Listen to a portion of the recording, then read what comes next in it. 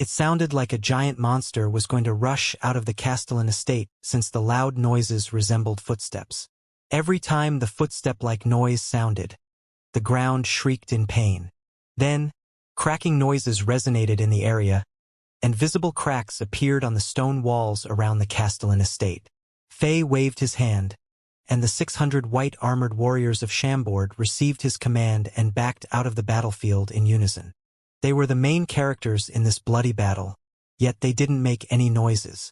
Like a group of white ghosts in the night, they were quick and agile. Although they defeated an elite legion of Anji, they didn't suffer any casualties. Their white armor was completely snow-white. Not a single drop of blood dripped onto them.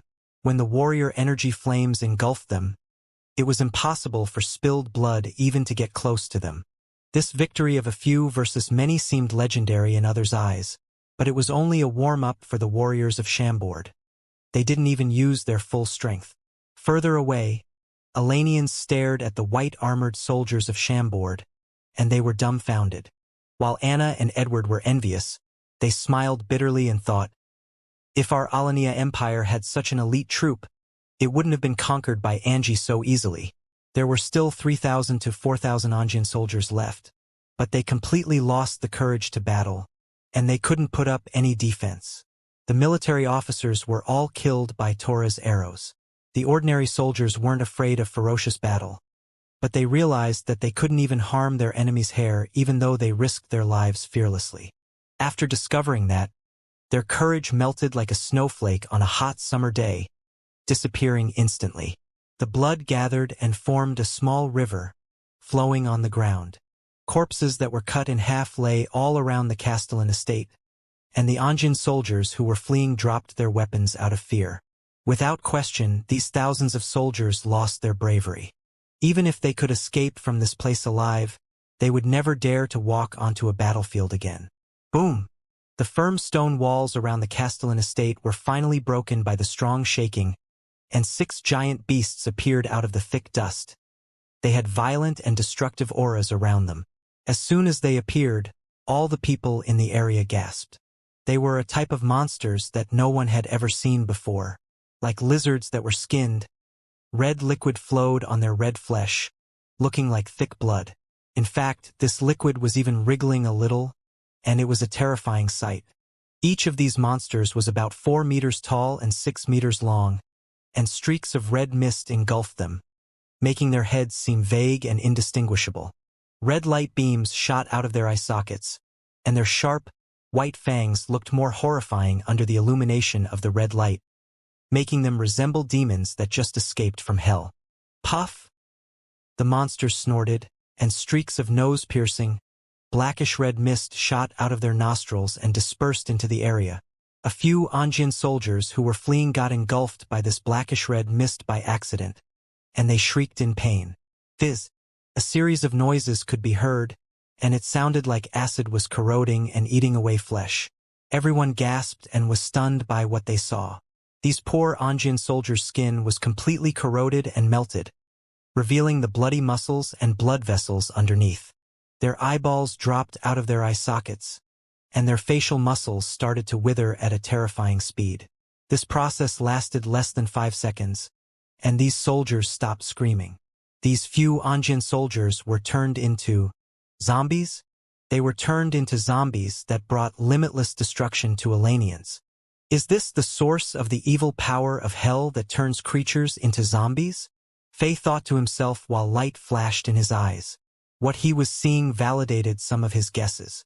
These mysterious monsters that were freed looked around, and they roared and charged into the groups of Anjin soldiers who were the closest to them before opening their bloody mouths. Like hungry dogs, their tongues that were about 1 meter long shot out like bullets and coiled around the soldiers before pulling them back, and these monsters chewed on them mercilessly. Killing and screams appeared again, and blood and internal organs flew in all directions. The Anjin soldiers who just lost courage were no match for these terrifying and powerful monsters. Except for trying to dodge, they also had to try and avoid the blackish-red mist that was around the monsters. If they got close to the terrifying and strange mist, their life energy would be robbed away, and they would turn into zombies that were controlled by the dark power of hell. It was clear that these monsters were not interested in zombies. With a level of agility that didn't match their large size, they dashed around the chaotic soldiers like red lightning bolts and devoured these people to their heart's content.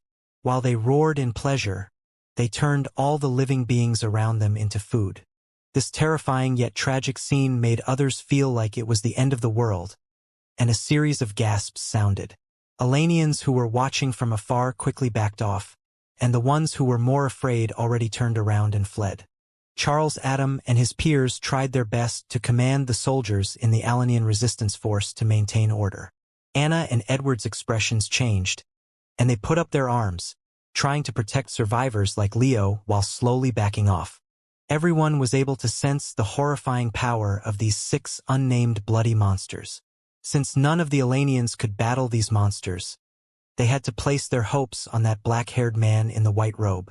Roar! A monster finally discovered Faye and the Shambordian soldiers, and it roared before turning into a red lightning bolt and charging at them viciously.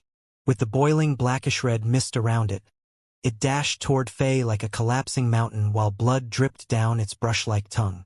At this moment, Faye already finished observing, and he lost interest in continuing watching them. Without needing Faye, the blonde and handsome Torres pulled on his bow, and his green wind elemental warrior energy formed 6 arrows. When his fingers released the bowstring, the 6 arrows turned into 6 flashes of light. These arrows were so fast that before the ordinary people could hear the vibration of the bowstring and see the arrows traveling in the air, the 6 terrifying and mysterious monsters all exploded, turning into finely minced flesh and blooming blood flower. Bang! Whoosh! Whoosh! Whoosh! Whoosh! Whoosh! Whoosh! Then people heard the loud bowstring vibration noises and the air-piercing noises of the arrows. Such mighty archery skill! Gasps and applause sounded. Elanians were shocked by the power of their ally again. Anna and Edward looked at each other, and they felt like all the surprises already numbed them. Under Faye's guidance, they both successfully became 1-star warriors, and their understanding of the world grew as well. Therefore, they knew the power of these arrows better than ordinary people. They had thought that Torres might be an 8-star warrior, and they felt like they overestimated this blonde young man. However, they now realized that it was a gross understatement. The leaders of the Alanian resistance force were shocked more than anyone else. Charles Adam, who was the only 3-star warrior in the city, smiled bitterly, and he thought, "The Shambord Kingdom sure is full of talented people, and it isn't only based on the king of Shambord's strength. No wonder this kingdom is like a legend in the northern region of Azeroth. Leaving everything else aside, this little guard of the king who looks common has the power to dominate over a region and destroy weak empires. Even when our Alania Empire was still around about half a year ago, no one could rival this young man." Suddenly, a terrifying scream sounded in the crowd. People looked in the direction of the scream, and they saw more strange things happening. After the 6 giant mysterious monsters were killed, streaks of blackish-red mist flowed out of the broken bones and torn flesh. Gradually, the cloud of blackish-red mist grew so big and dense that the Castellan estate was about to be engulfed by it. The mist enveloped a few injured Anjin soldiers who were lying on the ground and couldn't move, and they screamed and struggled before they were turned into zombies. "Back! Back off!" Shouts sounded in the crowd, and all the Elanians rushed back in alarm, afraid of getting touched by the evil energy. People like Charles Adam also became frantic. If this mist expanded and dispersed into the area, the entire Martin City was going to be corroded. Before tomorrow's sunrise, everyone in the city would probably be controlled by the evil energy as zombies. Huh? Interesting. Faye walked in slowly. He made another strange discovery. Although these monsters were essentially evil creatures from hell, the same as those zombies and mutated demon beasts that they encountered prior, only red and evil mist flowed out of the flesh of these monsters that were killed by Torres. There wasn't even a tiny trace of the mysterious yet pure energy that only Faye could see, which would appear after the death of those zombies and mutated demon beasts. What is going on?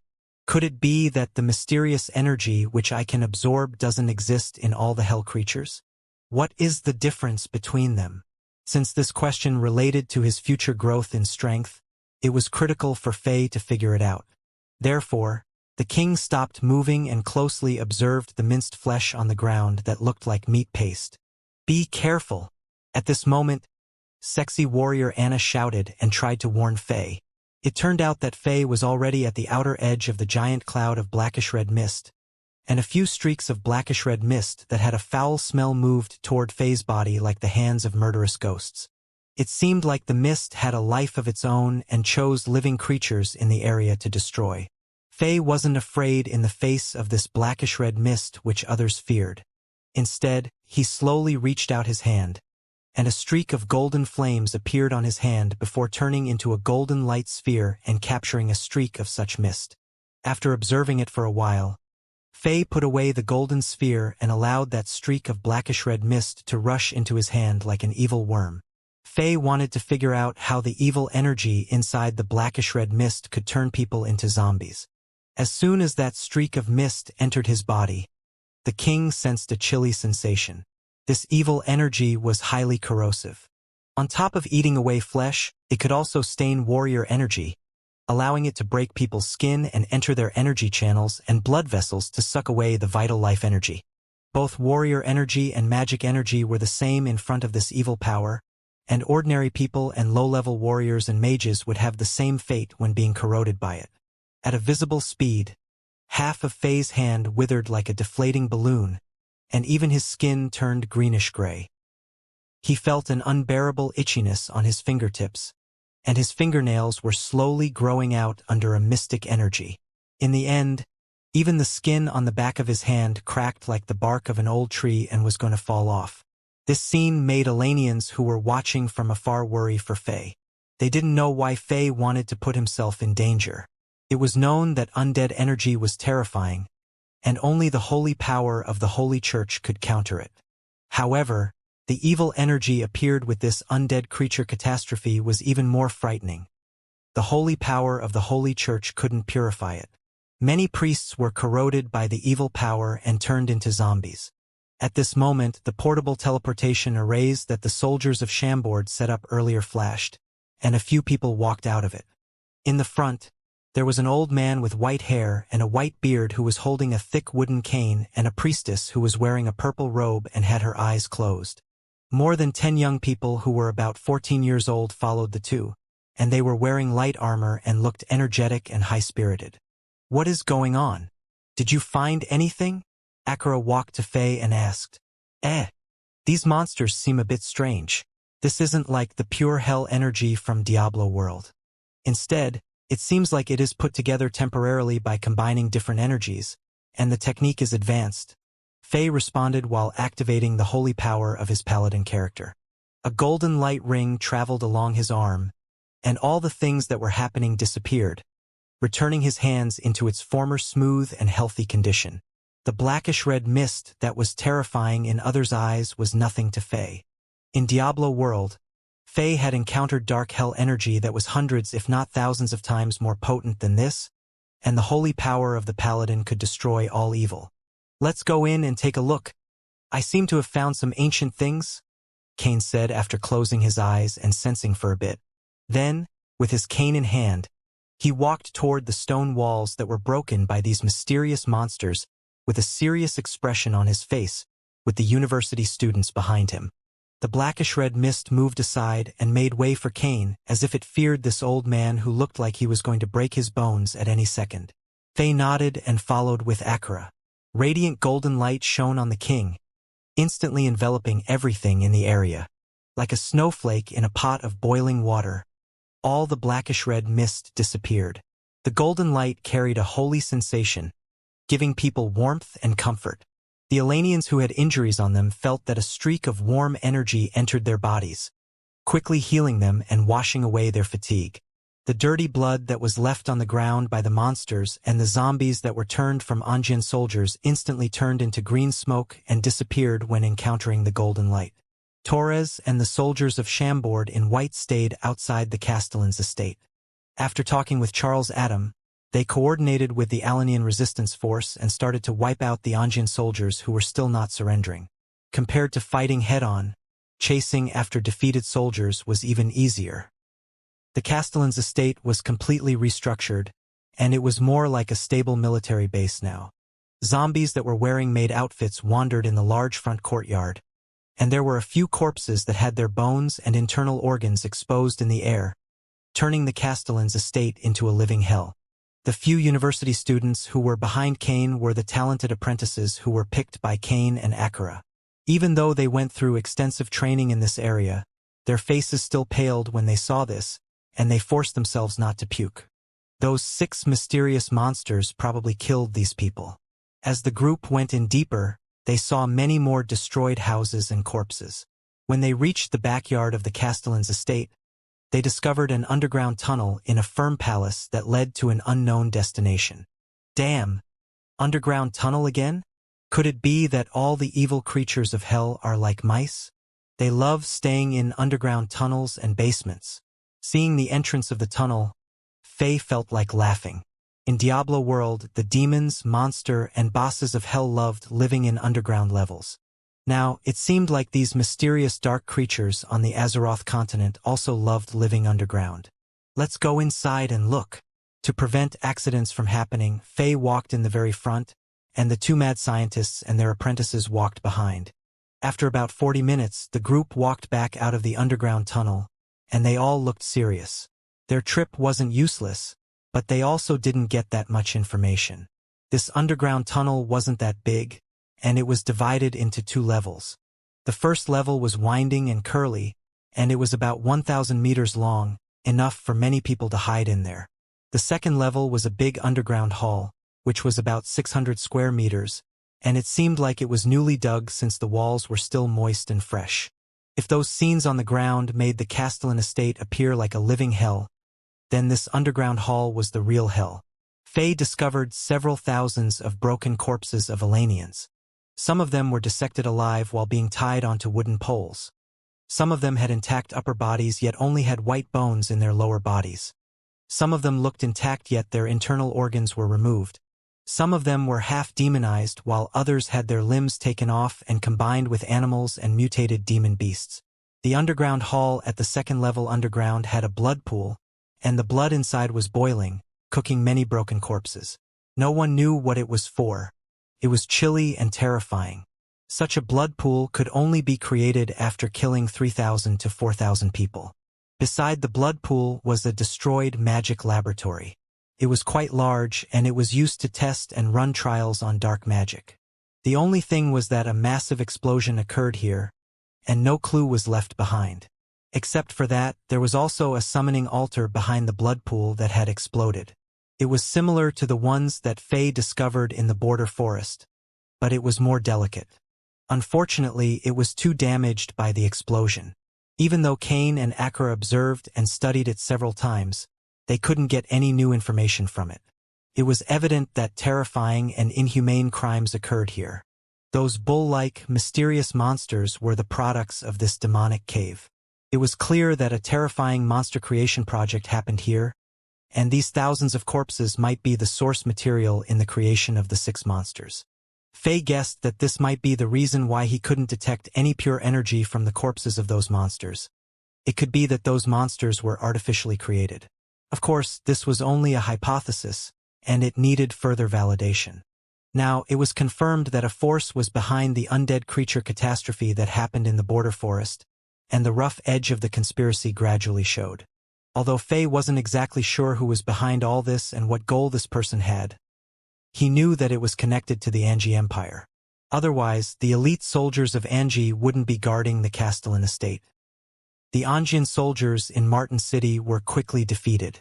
The power of these Chambordians was displayed before the Elanians in the city again during this process.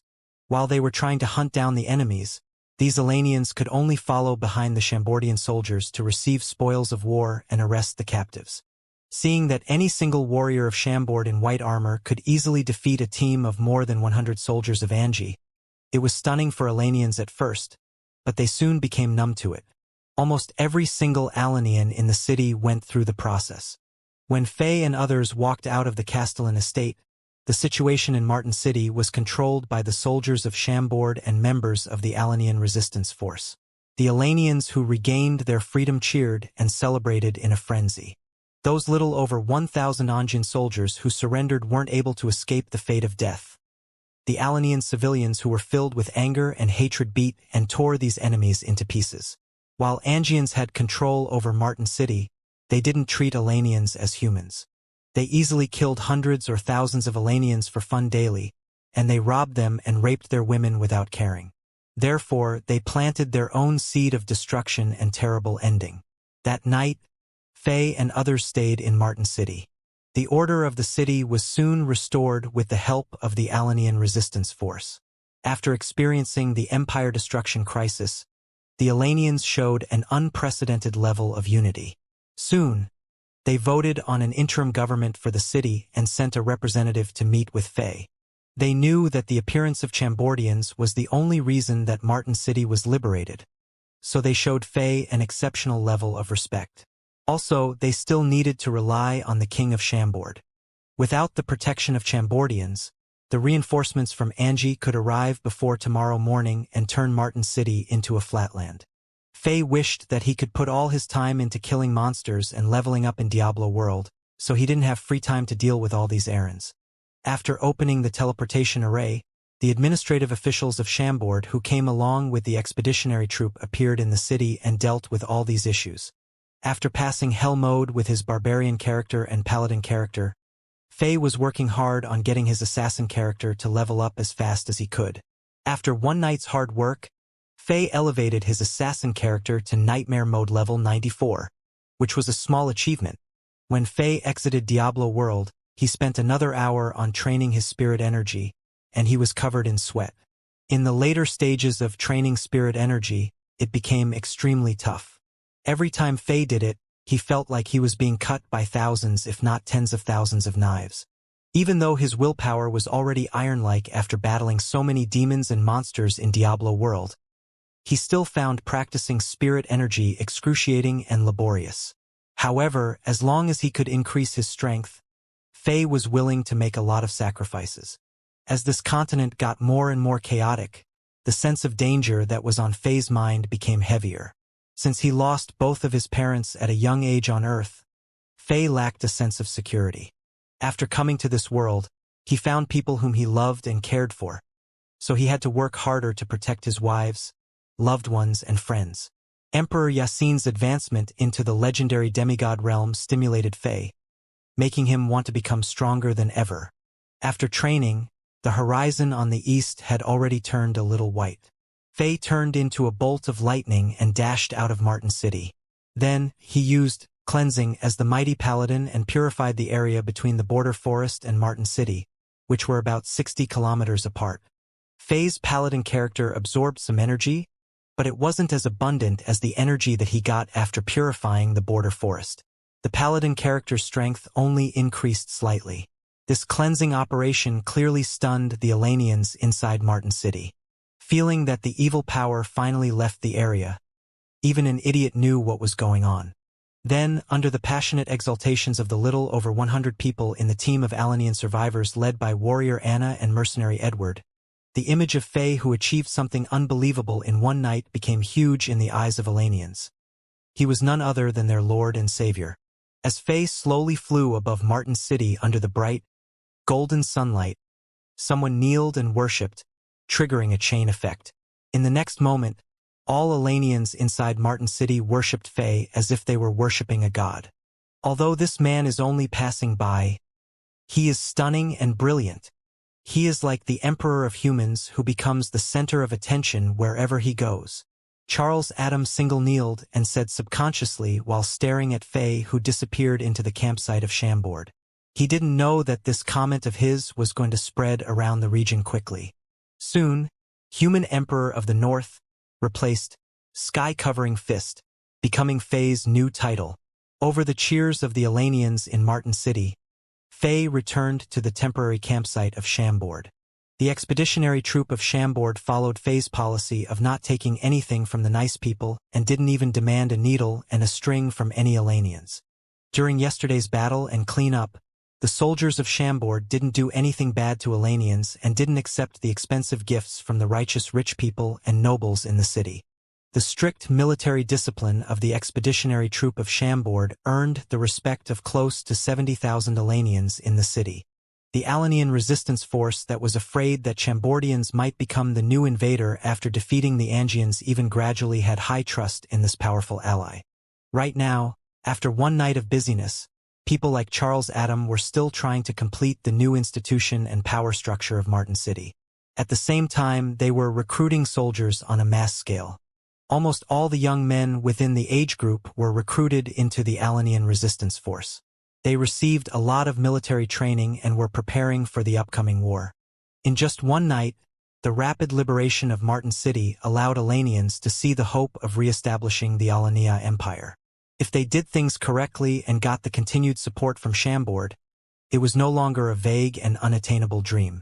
The massive victory that the Alanians obtained against the Angians in the dark last night was no different to a torch in dark desperation, pointing out the direction of survival. This made Alanians' passion for the future to skyrocket, and civilians and nobles worked together and did everything that they could to defeat the Angi Empire in the future. Fei was pleased to see this. In fact, back when the king decided to take only 1,000 soldiers to go on this expedition, he had thought about this area already. The rapid rise of the Angi Empire was stunning, but it also meant that its foundation was no longer stable. Before they could completely digest the land and resources that they took and assimilate the new population, they robbed the people on their new land and forcefully extracted wealth. It was an incredibly short-sighted order, and it was cruel and vicious. Like depleting all the water in a lake before catching the fish, this action was foolish. The bloody and brutal suppression coming from the Angians already triggered the aggressive resistance of the natives on the land, and all kinds of complicated issues arose. As long as Fei could rally the natives of this land and add more fuel to the fire, giving Alanians the hope of overthrowing the cruel dictatorship of Angi, these people would gather themselves and do whatever they could to weaken the Angi Empire's strength. This way, the Zenit Empire and the Chambord Kingdom wouldn't need to use many resources. After all, before the real chaos arrived, accumulating strength was the best strategy. Therefore, Fei had to give Alanians necessary support. After returning to the military campsite, the king summoned the commanders of various levels and got a better idea of the current situation. Also, he took some time to meet the members of the interim government that Alanians voted on, and he selectively agreed to Alanians' request of military reinforcements and resources. Soon, more than 10 super long-range teleportation arrays were built in the military campsite of Chambord. As magic energy flames flashed, resources were transported to Martin City from Chambord City. Since Martin City was the first city that Alania won back from Angi, Fei was going to test many of his ideas here. Therefore, the expeditionary troop of Chambord didn't leave right away. Instead, it stayed here for 3 days. In these 3 days, except for physical assistance such as items and resources, Fei also did something that wasn't planned but had profound effects on the power dynamics of the northern region and the rise of Chambord. Some priests of the Blackcloth Shrine teleported to Martin City and started to act as missionaries to promote the religion. Fei was extremely busy. After becoming the bishop of Blackcloth Shrine with his paladin character, except for moving the headquarters of this fallen shrine in the Holy Church to Chambord City, Fei didn't manage the internal affairs of the shrine that much. Instead, he delegated all those duties to Deacon Batistuta and other elders in the shrine. Of course, during this process, the young priest Jesse received the training he needed. With Fei's influence and prestige in Chambord, the teaching of the Blackcloth Shrine quickly spread throughout the kingdom and became the only religion. However, the spreading of the Blackcloth Shrine became harder after that. After all, the other areas on the continent were already divided up by other shrines of the Holy Church. Now, the chaos created by Angi gave Fei and Blackcloth Shrine a perfect opportunity. Taking Martin City as an example. Due to the bloody crimes committed by Angians and the undead creature catastrophe, the members of the Holy Church already escaped from the area, leaving out this area that was lacking religious teaching. Now, according to the rules of the Holy Church, any shrine could spread their religion in an empty area. Therefore, there was nothing wrong with the Blackcloth Shrine coming here. Also, the residents of the city were displeased when those priests of another shrine escaped in the face of danger, and they all ditched their previous religion, making Blackcloth Shrine have an easier time spreading its influence here. The 20 elite priests of Black Cloth Shrine arrived at Martin City on the second day after the liberation. Although low-level priests couldn't counter the dark power of hell, they were experienced at healing people's injuries and comforting their minds. Without holding back their holy power, these priests healed the injured Elanians and helped with the Alanian resistance force, quickly turning close to 70,000 Elanians in the city to believers of Black Cloth Shrine. The teaching of Black Cloth Shrine did fit with Faye's worldview. Also, as the bishop, Faye had the power to change the doctrine of Black Cloth Shrine, as long as it wasn't in conflict with the Code of God. After becoming the bishop, Faye spent some time and studied the doctrine of Black Cloth Shrine, so he wasn't worried about having any adverse effect or giving other shrines in the Northern Region Church the chance to come back and take the fruits of their labor. Most importantly, as the bishop of Black Cloth Shrine, Faye was greatly promoted by the priests. Soon, real and fake tales about Faye's nobility, bravery, generosity spread around Martin City in an unstoppable manner. What Faye did before the arrival of these priests already made Elanians in the city view him as their savior, and even little kids knew his new title as the Human Emperor of the North. After the work of the priests, Elanians in Martin City all became the king's loyal followers. While testing his ideas in Martin City, Faye also paid close attention to other events that were happening in the Northern Region, Southern Region, Western Region, Eastern Region, and Central Region of Azeroth. All the information that he learned told him one thing. The real Chaos Era had truly arrived. From the information that Faye obtained in the last few days, it seemed like the situation on the continent had drastically worsened recently. In the Eastern Region, the 4 legendary level 9 empires, Manchester United, Arsenal, Liverpool, and Chelsea, were in a grand war against each other, almost flipping the Eastern Region of Azeroth upside down. With the Manchester City Empire that rose to the top with the arrival of the Chaos Era, it was heard that there wasn't a single inch of land in the Eastern Region that wasn't enveloped by the war. In the Western Region, the war between the Level 9 Madrid Empire and the Level 9 Barcelona Empire came to a climax.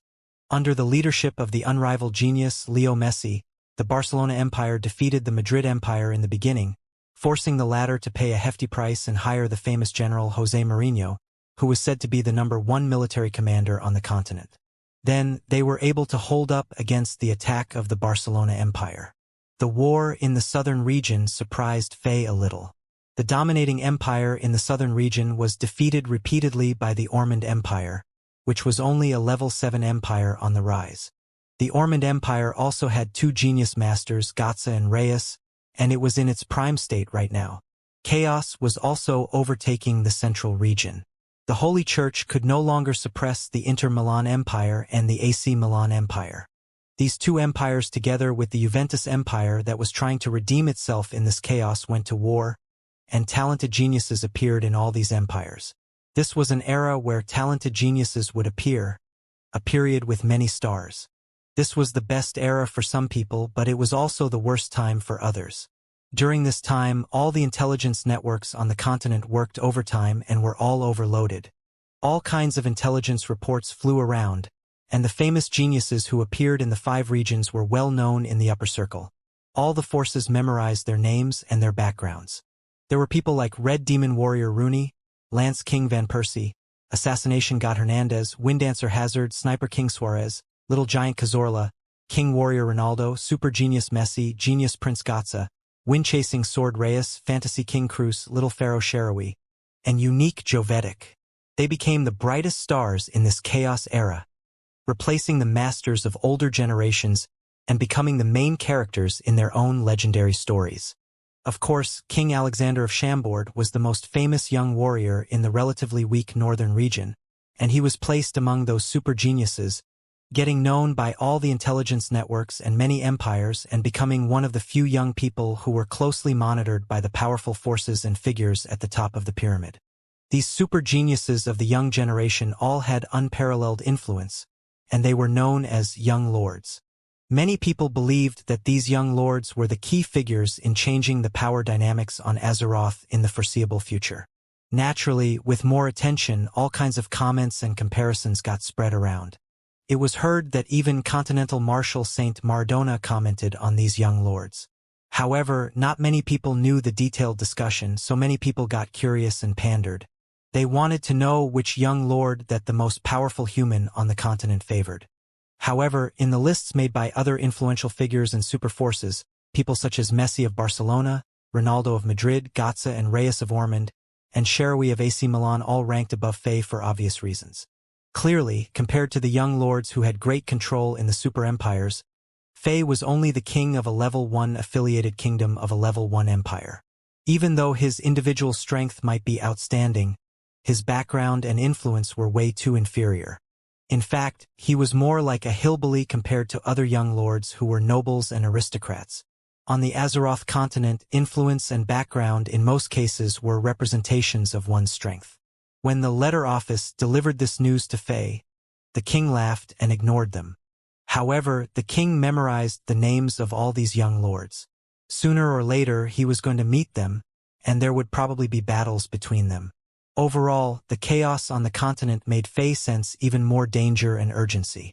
Compared to other places, the northern region was relatively peaceful.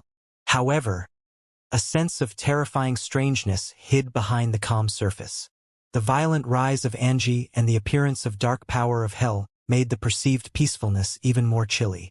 If the entire northern region were seen as a river that seemed peaceful, terrifying undercurrents might be flowing under the surface.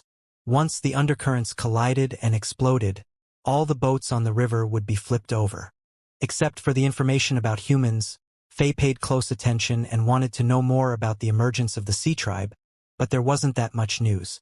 There were some incidents where the Sea Tribe raided merchant ships and fishing boats, but they weren't large in scale nor coordinated. Only low-level members of the Sea Tribe participated in these incidents, and the navy of the Leon Empire soon took care of it. The massive invasion of the Sea Tribe that Faye expected didn't occur, and he didn't know what conspiracy that golden-masked princess of the Sea Tribe at Sea of Fragrance was planning. Also, Faye didn't get much information on the Golden Skeleton. The king wasn't able to make a judgment and determine where this terrifying opponent was hiding from the small pieces of information. 3 days quickly passed by. On the morning of the third day, the expeditionary troop of Chambord moved toward the south. Charles Adam of the Alanian Resistance Force brought 1,000 cavaliers with him and followed Faye. They could help the king communicate and coordinate with other Alanians and take care of minor things. Most of the people in the team of Alanian survivors that got to Martin City with Faye stayed in the city. However, warrior Anna, mercenary Edward, Leo, and his 2 sisters moved with Faye. Anna and Edward wanted to stay with Faye so that they could learn from the king, advancing further on the path of cultivation. In terms of Leo and his 2 sisters, Faye decided to bring them with him.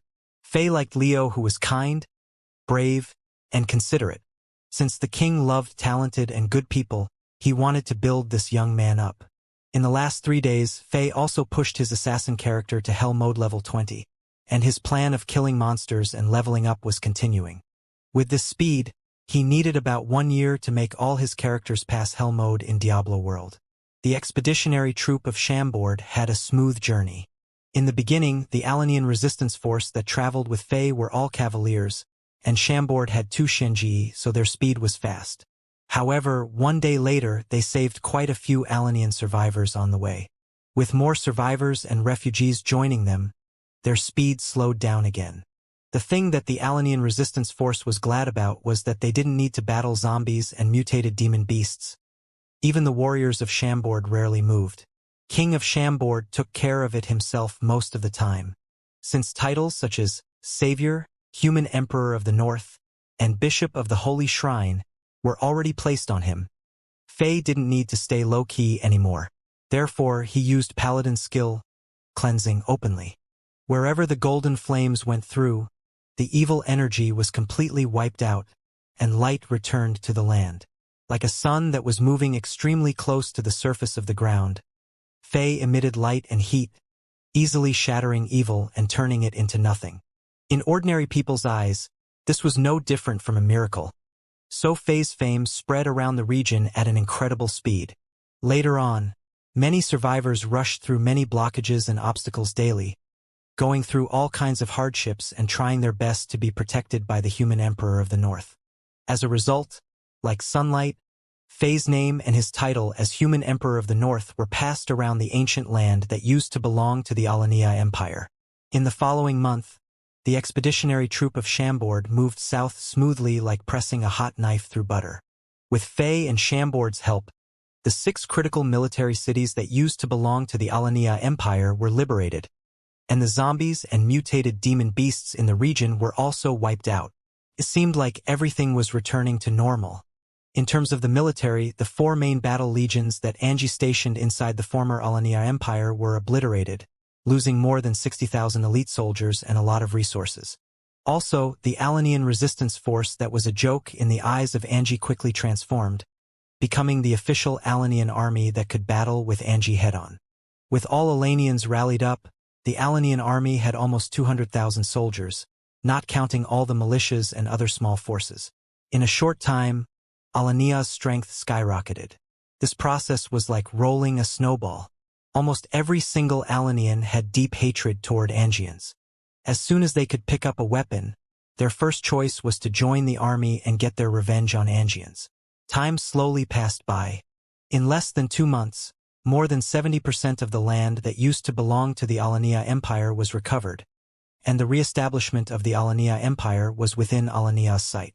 This series of rapid lightning-like movements and achievements shocked the entire northern region. Human Emperor Alexander of the North. This name soon rose in prestige and power. Now, Fei was viewed on the same level as Emperor Juninho of Leon and Emperor Yasin of Zenith. Gradually, people no longer looked at Fei simply as the king of an affiliated kingdom. With Fei getting more attention, the Chambord kingdom that was remote and had a low profile also attracted the attention of the forces in the northern region as well as other regions. Of course, Fei's title as Human Emperor of the North, which was renowned to Alanians, also caused him a lot of trouble back in the Zenith Empire. However, those things happened later, so we won't go into details now. After taking control of the 6 crucial cities, Fei's invincible and rapid progression finally slowed down.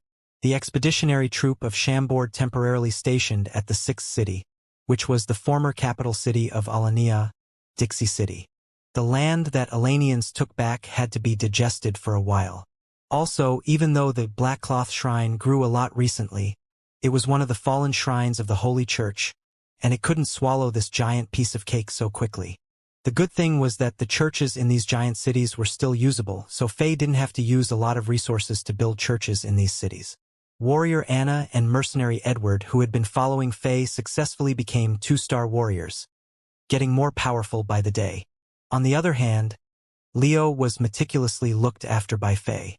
With a bottle of Hulk potion and a godly herb, Fei elevated Leo's strength to 3-star.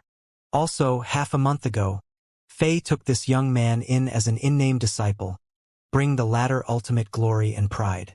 Due to the Human Emperor of the North's favor and Leo's outstanding performance in the recent months, this young man, who was going to be 15 years old in half a year, also got famous among Alanians. Since Alanians now took back a lot of the land and re-established the empire physically, they started to try to re-establish the empire according to tradition. People from nobles to ordinary civilians all showed great passion for re-establishing the empire in the right way. Now, they only had to find the people with the royal bloodline and re-establish the royal family of Alania first. However, this task that seemed a lot easier compared to war troubled all Alanians. It turned out that all the members of the royal family of Alania were killed by the cruel Angians after the capital city of Alania was conquered. Not a single trace of the royal bloodline was left. The other nobles who had the privilege to inherit the throne were either killed by Angians or got turned into zombies by the evil power. Within the area of close to 500,000 square kilometers, no one could really inherit the throne according to tradition. If Alanians couldn't find a proper person to become the new emperor and rebuild the empire, re-establishing Alania could only be a beautiful joke. At this moment, a message suddenly appeared. Someone jumped out and claimed that he was sure of one thing: Human Emperor Alexander of the North's in-name disciple, Leo, was actually a distant member of the royal family of Alania, and he had a little bit of the royal bloodline in him. Soon, more and more evidence popped up. Some people, coincidentally, saw Leo having an accessory of the royal family of Alania that was lost. A few experienced and wise seniors looked at this accessory.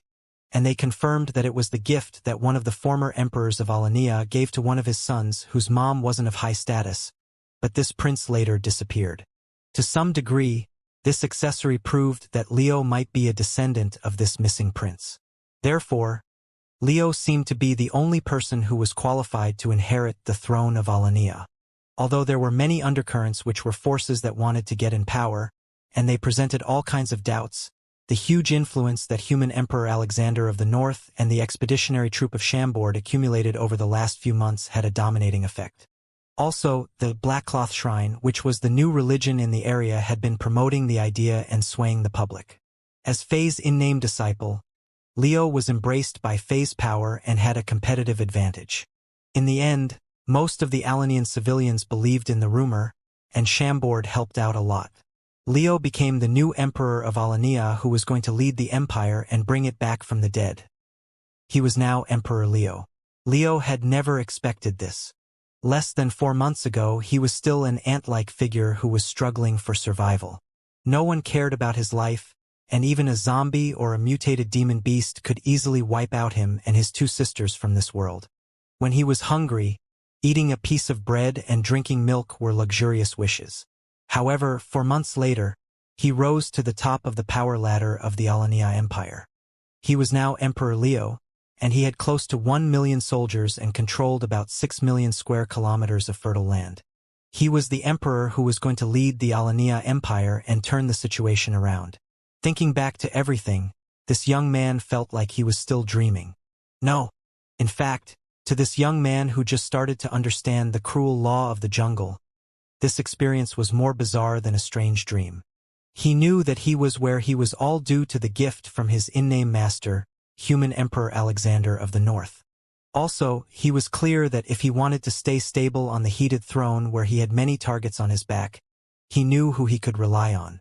There were many nobles who flattered him every day, wealthy merchants who gifted him beautiful women, new officials who would respectfully chant and cheer when seeing him, and powerful military commanders who had control over legions and helped him get onto the throne on the surface. In his mind, he knew that he couldn't trust them that much. He would need to rely on his in-name master, human Emperor Alexander of the North. Therefore, on the first day that he got canonized and became the emperor, the young Emperor Leo made a series of decisions. First, he announced that he was taking Fei as the father of the nation, which was a prestigious title which was even above the level of the emperor. Even though Fei would have no obligations and no legitimate power in law, he could move everything in the newly re-established Alania Empire. At the same time, Emperor Leo also announced an alliance with the Zenit Empire, and he sent envoys to St. Petersburg in high profile and brought gifts. By now, the Black Cloth Shrine had won over the hearts of ordinary Alanians, becoming the largest religion in the newly re-established empire. In fact, it was the only religion in the region so far. With this background, Emperor Leo directly announced that he was making the Black Cloth Shrine into the imperial religion of the Alania Empire, the only shrine of the Holy Church that the empire officially supported. The young emperor's new orders were quickly passed through the new political system without much pushback. Even an idiot knew that the new Alania Empire, which was just established, was still not that stable. If they wanted to survive in this chaotic world, they had to establish an alliance with powerful forces. Both human Emperor of the North and the Zenit Empire were powerful forces that were worthy of allying with. Of course, the process of turning from a homeless orphan to an emperor was challenging.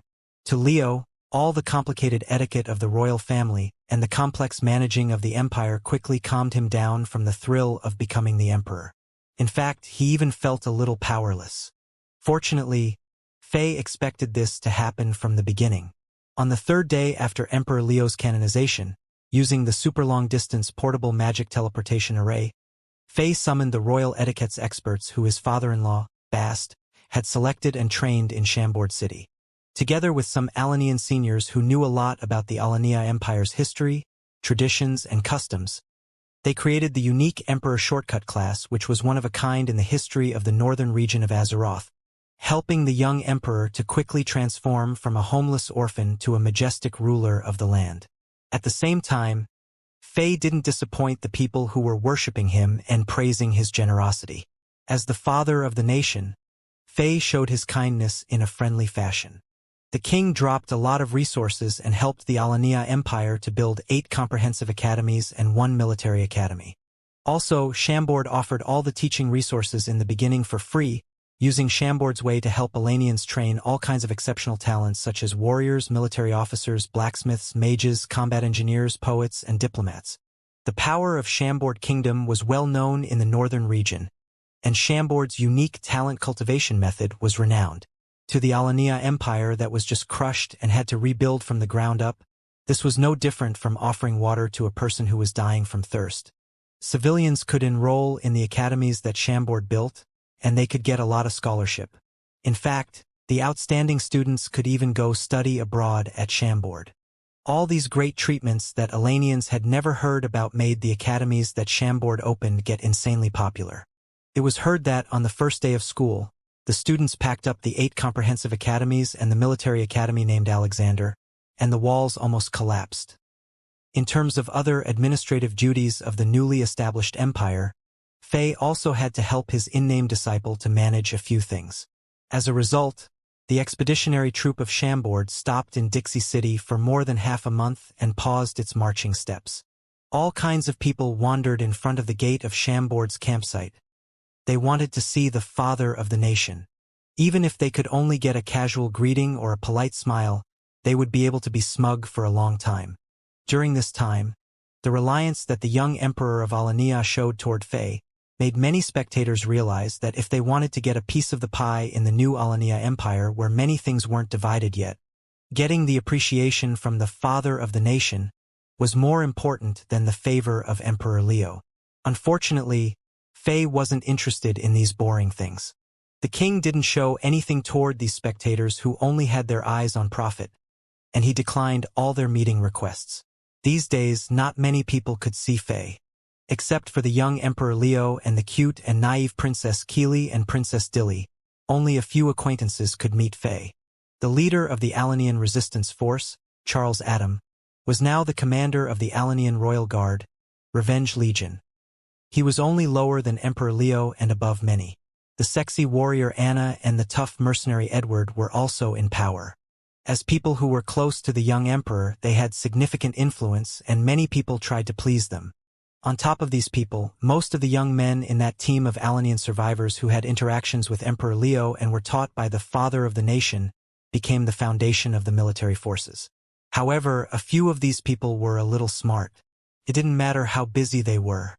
When it was close to sunset, Adam would come to the campsite of Chambord with Anna and Edward, practicing a little with Fei. To them right now, the pursuit of cultivation was no longer that passionate. Since their talents were average, and they passed the age where training was the most effective, they didn't have high hopes in this regard. The reason that they came to Fei every day was for their future. If they could stay beside the father of the nation a second longer, their political future in the Alania Empire would become brighter and broader. Fei already saw through their minds, but he didn't point it out. However, he wasn't going to teach them and try to elevate their strengths anymore. This is life. People make their own decisions and walk their own paths.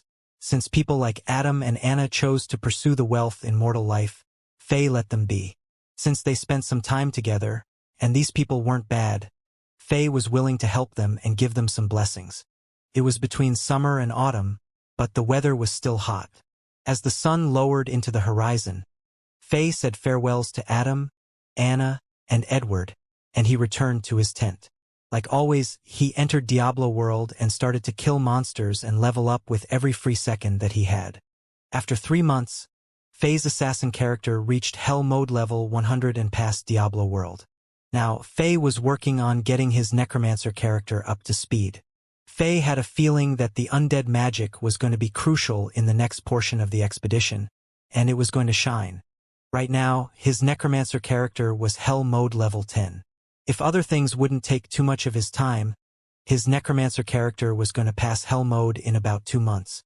As the night got darker, Dixie City, which was the capital of Alania, was still as bright as daytime, and it was noisy there. However, Chambord's campsite appeared to be extremely quiet. Time passed by quickly. Soon, the dawn was coming, and a new day was about to begin. After exiting Diablo World and training his spirit energy, Fei walked out of King's tent with his upper body naked. He was sweating, and it was visible that heat was coming off his body. While he stretched his back, a guard brought him buckets of water. Fei dumped several buckets of cold water onto his head, washing away the sweat and feeling refreshed. Although he accomplished many things while staying in Dixie City, he had to get on the road again. Fei looked at the bright clouds in the sky and suddenly got a little sentimental. He thought of something and said, "Pass my order. Get ready, and we will leave Dixie City and be on the road of the expedition to the Angie Empire tomorrow." At that moment, for some reason, Fei suddenly decided that before he got onto the path of conquering and battling, he had to return to Chambord City to spend some time with his loved ones. With the existence of the super long-distance portable teleportation array, Fei only needed to take 6 stops, and he got back to Chambord City in less than 3 hours. It was about noon. Fei's return gave a huge surprise to the 2 queens. After having their lovely alone time, Fei quickly ate some stuff with the 2 beauties in his arms. Right now, he really didn't want to get up and do stuff. The king only reluctantly got up when it was close to sunset. After thinking for a bit, he asked someone to invite his father-in-law, Bast, and Brooke to come here. Then, together with his 2 beautiful queens, they cooked up a table full of delicious food. It has been a while since I last cooked. I'm getting a little clumsy. When all the dishes were placed on the table, Bast, who was wearing a noble robe, and Brooke, who was wearing casual clothes, arrived. Since the messenger already told them that this was a private dinner arrangement, and the 2 were used to the king's chill style, they were quite casual and didn't put up formalities. When Angela took bottles of wine from the royal wine cell, the dinner began. "Your Majesty, what you did in the Alania Empire sure is big. The entire northern region is moving because of it."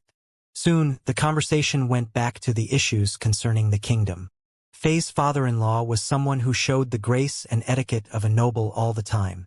While he cut the steak on his plate into small pieces and put the special sauce on it, Bast looked up and said to Fei, "Things are smoother than we expected." Fei nodded as he raised his head and drank all the wine in the wineglass like a cow. His move wasn't classy at all, and his father-in-law, who strictly followed the standards of nobles, rolled his eyes and shook his head. However, this handsome old man couldn't say anything to the king about this. "While we are on this topic, Your Majesty, it was your idea to push that little guy named Leo onto the throne, right?" Brooke had been with Fei for a long time, and he was the king's friend and teacher. In public settings, this military leader was very polite and formal. In private settings, he was able to relax and talk like a friend after Fei's multiple requests. In reality, many people didn't understand why Fei valued Brooke so much. In terms of individual strength, he was inferior to people like Drogba, Torres, and Czech. In terms of intelligence and strategy, he was not as good as people like Old Ariang and a few new commanders. In terms of civil management, he wasn't as good as Bast. From all angles, this man, who was once the captain of the Kingsguard, was quite average. It made sense that Brooke was leading the military when Chambord City was weak and lacked talent. But now, Chambord was full of talents, mighty warriors, and intelligent advisors. Even the Zenith Empire might not be able to suppress Chambord, let alone other affiliated kingdoms. In this situation, it seemed unreasonable to keep Brooke as the leader of the military. In fact, since Chambord started rising in a stable manner, Brooke realized this as well.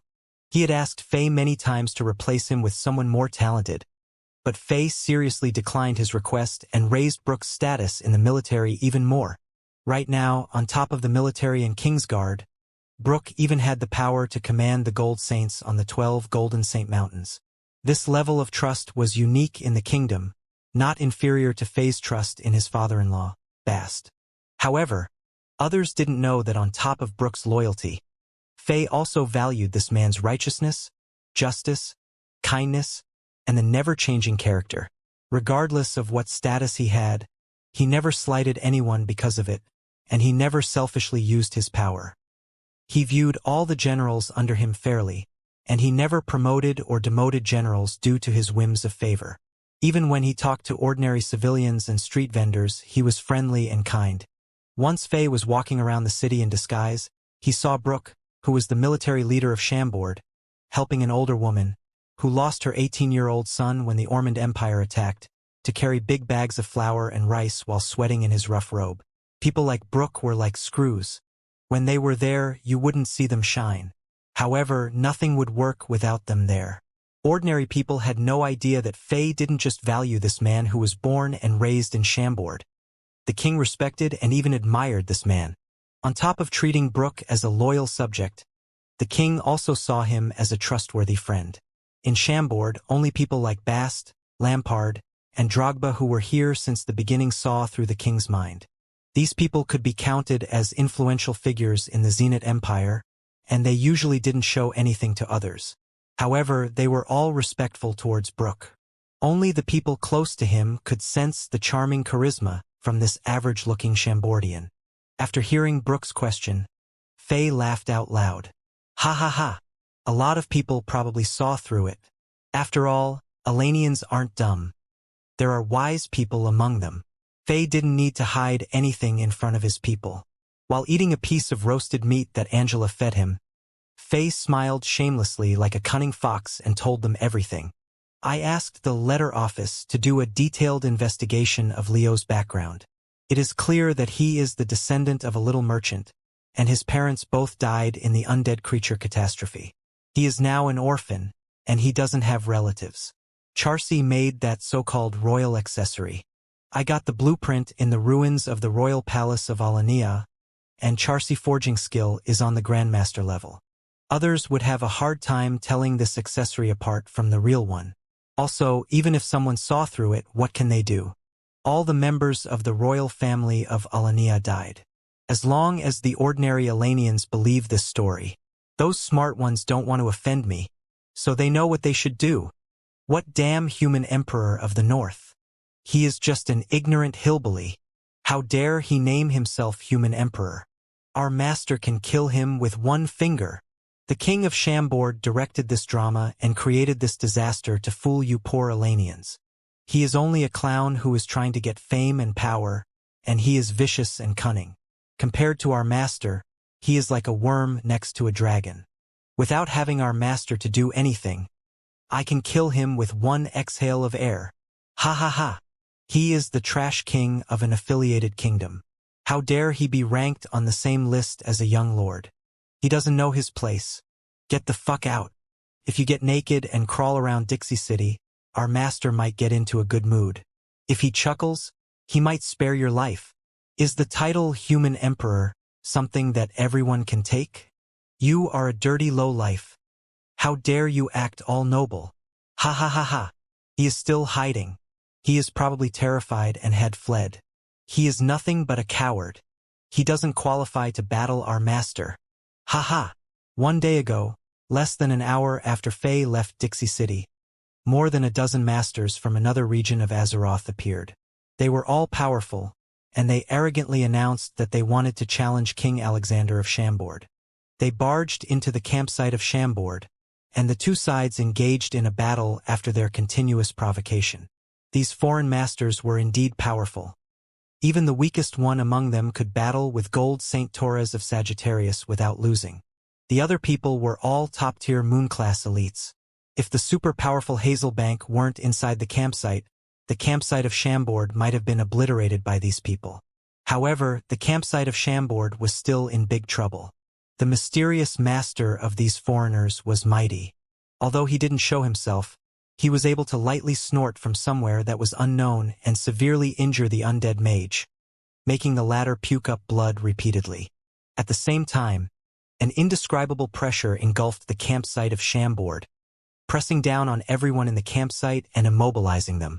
If Faye didn't set up defensive magic arrays around the campsite, and these Chambordians didn't have the protection from the high-level magic devices made by the mad scientist's laboratory, all of them would have been severely injured and lost consciousness under the snort.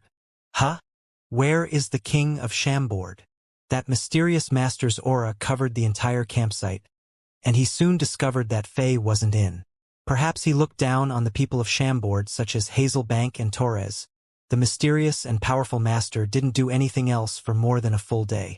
It was clear that he waited for Faye's return. However, his tsunami-like aura enveloped the campsite of Chambord, and the suffocating pressure made everyone in the campsite suffer in pain. They all felt like heavy mountains were weighing down on them, and they were slowly being injured more and more. Although other masters who were arrogant and weren't from the northern region didn't barge into the campsite of Chambord again, they started to promote this incident in Dixie City smugly. They made various bold statements and provoked people by saying that Faye was scared and fled beforehand, and the king would never return while they were here. Such behaviors enraged and displeased the civilians and soldiers of Alania. Faye's prestige and influence among Alanians were no different from a god's. In fact, many Alanians worshipped Faye and prayed to him daily. Faye was like their spiritual pillar. Therefore, even though Alanians feared the dominating power of these foreigners, they counterattacked when these mysterious people defamed their idol. As Faye's in-name disciple, the young Emperor Leo couldn't sit still and watch this happen. He ordered his trusted subordinates such as Adam, Anna, and Edward to surround these people with the elite royal guards. Sharp conflicts broke out. Even though there were a lot more Alanians, they lacked top-tier combat forces. Once the battle began, they suffered heavy losses. Adam, who was the Legion commander of Revenge Legion, Anna, and Edward were all severely injured. These mysterious foreign masters were too powerful. They could go anywhere in the Alania Empire, and even the military couldn't do anything to them. In fact, they also destroyed half of the royal palace of Alania, and they stated that if the king of Chambord didn't show up in one day, they would lose patience and start slaughtering the people in the city. Ha ha ha! Dirty lowlives. Listen carefully. From now on, if the king of Chambord doesn't appear, we will kill 1,000 Alanians and 10 Chambordian soldiers every half an hour. Ha ha ha! Isn't it known that the damn king of Chambord loves his citizens? Don't you all trust and believe in this hillbilly king? I want to see if he dares to come out and save you. A foreign master who was wearing light yellow armor stood at the high point in the royal palace of Alania, and he arrogantly shouted with his poor Alanian language. His strength was high, and his voice clearly traveled through Dixie City with the help of warrior energy.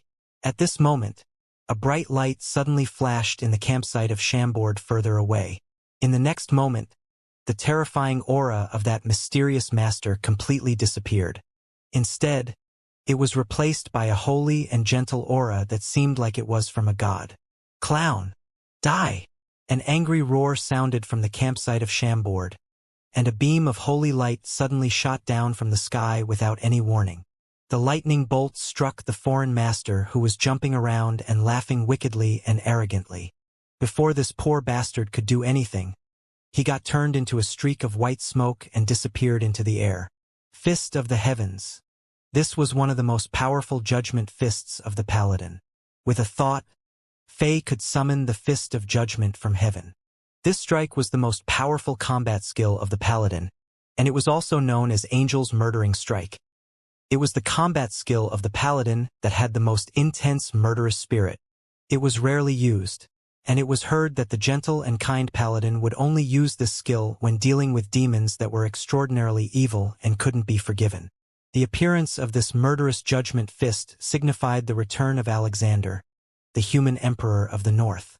The terrifying power of the Fist of the Heavens made all the foreign masters who were shouting arrogantly shut their mouths while shivering.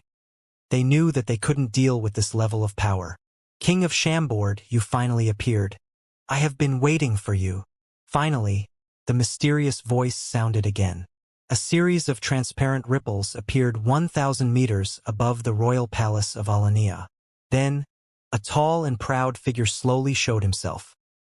His long orange hair fluttered without wind, looking like an almighty god who was descending from heaven. Without doing anything spectacular, he opened his eyes, and 2 beams of yellow light dashed through space and shot toward the campsite of Chambord with unparalleled power and murderous spirit. Humph! Faye snorted in anger, and the golden holy flames burned around him more aggressively. A huge, mysterious cross that was more than 100 meters tall suddenly appeared from the flames. The golden flames flew around the cross in circles, making it look like a giant godly pillar. Instantly, godly murmurs sounded in the area, and the holy aura expanded outward with Faye at the center. Right now, it seemed like he was summoning something with his head lowered while chanting. In the next moment, a series of horrifying shrieks sounded from not too far away. Under the illumination of the holy light, a vague shadow suddenly appeared in midair, and it started to blink like a shiny bubble while it struggled. It was that arrogant foreign master who got killed. This wasn't his physical body but soul.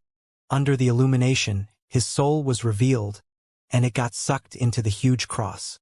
In the end, the giant cross melted his soul, turning it into a pure streak of energy before spreading it onto the soldiers in the campsite of Chambord like the shower in spring. A series of gasps sounded. The Chambordians, who had been severely injured by the mysterious master's suffocating pressure, suddenly felt that a vast streak of life energy dashed into them alongside the holy power, and they instantly healed. It was shocking. The huge cross turned the soul of that moon-class elite into pure life energy before injecting it into the bodies of the injured people. This technique was shocking yet terrifying. The concept of reincarnation existed in this world. Even if they couldn't reincarnate, people wished that their souls could rest in peace after they died. If that huge cross weren't golden and didn't have the holy aura around it, this technique could be interpreted to be aligned with the side of evil. Paladin skill, redemption. This was a high-level defensive aura of the paladin. It could use the souls of the enemies to help the paladin and his teammates to restore life energy and mana. Faye was no longer worried after he healed everyone. The king looked up and sneered, not doing anything to the two godly sword-like light beams that shot toward him from his opponent's eyes. When the light beams were about 10 meters away from Faye, they suddenly paused. It didn't matter how hard they tried to push forward. As if they met the toughest obstacles, they couldn't move forward anymore. Tell me, kid, who are you? Faye slowly left the ground and floated toward the high sky. However, that mysterious person fixed his eyes onto Faye. As if his eyes were shooting out beams of flames, the sharp, murderous spirit wasn't hidden at all. At the same time, a layer of light golden curved shield gradually showed itself. It was this barrier that blocked out the godly sword-like stares. Even though the stare of this mysterious master grew more intense, and the light beams created a series of ripples on the barrier, they couldn't get any closer to Faye. Paladin skill, defiance. This scene was magnificent. These two people's techniques went beyond the understanding and comprehension of ordinary warriors. To many people, this was a battle between gods. It was similar to the fascinating and legendary scenes that should only exist in traveling poet stories. Finally, Faye elevated high enough and stood at the same height as that mysterious master. Not bad, you can defend my eyes of murder, which I cast at 50% of my power. King of Chambord, you aren't as bad as I expected, and you can barely get into the list of young lords. You should be proud. This mysterious master sounded haughty and arrogant, as if he were the love child of the god who created the world. He continued, "It seems like I didn't come to the northern region for nothing. If your performance in the next while still doesn't disappoint me, you will be qualified to know my name." Faye froze for a second before he suddenly started laughing out of anger. He said, "God damn! After all this time, it turns out that you are a moron. Is your brain damaged? Did you come all the way here to show off?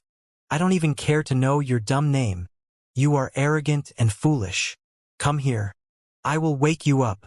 Before he finished speaking, the energy flames on Faye burned more aggressively, and the Griswold's legacy item set appeared on him. Wearing the ornate armor and the Valor Corona and holding the Redemption Caduceus and the Honor Shield, Faye became the representative of the gods. He took a step forward, and many holy light beams struck down like a world-destroying lightning sea, instantly engulfing the mysterious master. Fist of the heavens, many judgment fists fell from the sky like light beams. Faye used his ultimate strike as soon as he moved. From the short battle that they had so far, Faye sensed that even though this mysterious person was arrogant, his strength was not ordinary. Although the king had never heard of him before, he was not weaker compared to Continental Martial Saint's second disciple, D'Alessandro. Also, his eyes of murder was terrifying, containing the murderous spirit of an Azura who was destroying the world. The penetration ability of this technique was so strong that this mysterious person could kill Sun-class lords easily. For a moment, golden light beams struck down from the sky in silence as if the angry gods were casting world-ending lightning bolts. Even the space in the high sky couldn't hold still and shattered under the power of the many light beams before combining back to normal and getting broken again. One single fist of the heavens could kill a burning sun lord, and all these light beams together could slay gods and exterminate demons. Even god-tier combat weapons might break inside this golden sea of lightning bolts, let alone the human body that was made of flesh. However, King of Chambord, if this is all you've got, I will be greatly disappointed. The calm and cold voice sounded from the golden sea of lightning bolts. Next, the mysterious master slowly walked out of it while stepping in space. The lightning beams created by the fist of the heavens continued to strike him, but not even a strand of his long orange hair was broken. From his expression, it seemed like he had a chill shower inside the golden sea of lightning bolts. Terrifying, powerful. This mysterious person's strength was beyond everyone's imagination. This egomaniac's strength seems to be above D'Alessandro's, extremely close to the demigod realm. Damn it!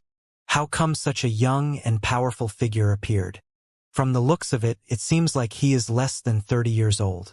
Are demigods like cabbages that can be found easily on the street? Faye quickly thought to himself, but he didn't slow down at all. His shoulders lightly shrugged, and wind-whistling noises resonated in the high sky. Suddenly, 5 giant spinning hammers appeared out of nowhere, and each hammer had many mystic runes engraved on its surface.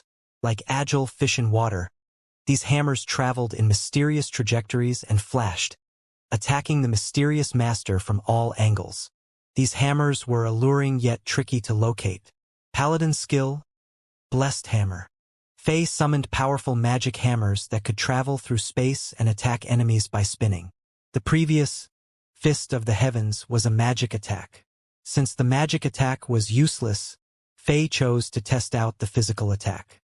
Faye was confident that the Fist of the Heavens was powerful enough to destroy everything in the world, but it couldn't affect his opponent at all.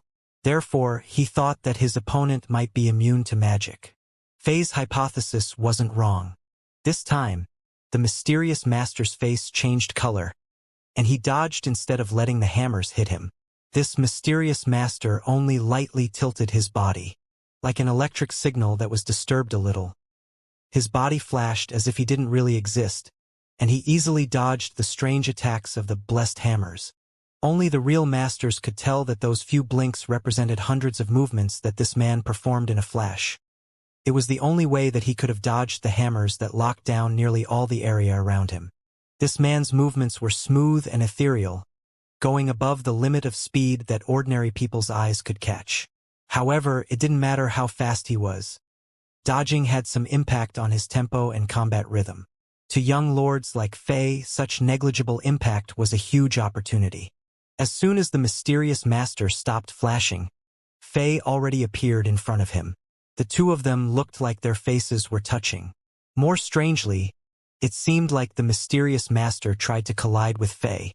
At the same time, Faye's attack was completed. With the Redemption Caduceus and the Honor Shield in hand, he completed the signature move of the Paladin.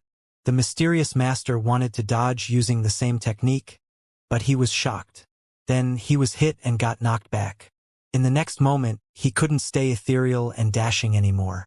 Like a ballroom dancer who got a stick jammed up his butt, his body shivered, and he flew back, falling into the golden sea of lightning bolts that hadn't completely disappeared yet. Faye's series of movements and skills were put together meticulously. With movements and skills connecting perfectly, the mysterious master was taken by surprise. The last skill that Faye used was Paladin skill, Charge. It allowed the Paladin to dash into the battlefield and strike the opponent without missing while ignoring all armor. This was why the mysterious master looked shocked. He realized that he couldn't dodge when he was about to, and this was beyond his understanding. With one skill connecting, Faye struck the mysterious master repeatedly. The Chambordians and Elanians who were intensely watching the battle on the ground heaved sighs of relief, and they cheered in excitement. Those dozens of foreign masters were shocked. This was their first time seeing their invincible and mighty master getting knocked away. Even that murderous god in their empire wasn't able to put their master in such a passive situation. However, Fei didn't look that smug in the air. He could tell that his attacks didn't injure his opponent that much. Also, the golden sea of lightning bolts also drastically disappeared, and it seemed like it got devoured by something. The level of threat that his opponent brought him didn't decrease. Instead, the threat increased rapidly. Even though Fei was standing far away from his opponent, he still felt like chilly needles were poking his skin and causing pain. His opponent's aura didn't drop but skyrocketed.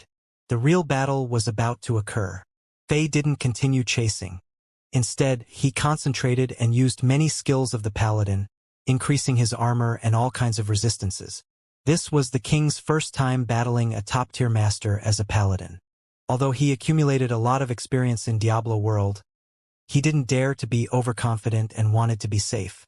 He couldn't always rely on his barbarian character, so he had to battle using other characters. That was the only way that he could master all 7 classes and reach another level. However, this battle appeared out of nowhere. Fei wasn't sure where this powerful yet brain-damaged master came from. The king got a quick update on what happened in the city, and he was angry. From this mysterious master's temperament and his dozens of moon-class followers, the king was sure that he was also a young lord. Technically speaking, this was Fei's first time fighting a young lord. While Fei pondered, loud noises rumbled, and the golden sea of lightning bolts exploded. The holy power disintegrated in the air, and the mysterious master walked forward with an indescribable, angry expression with blue energy flames burning around him while ocean wave-like noises sounded. Now he unleashed his full strength. While he walked in the air, it seemed like a dragon was walking on a small ship. The entire space shook because of him. Every time he stepped forward, spiderweb-like black cracks would appear in space under his feet before quickly recovering. The space shattered under his feet. Such a terrifying power. It felt like this mysterious master was beyond the mortal world, and even the space of this world wasn't qualified to contain him.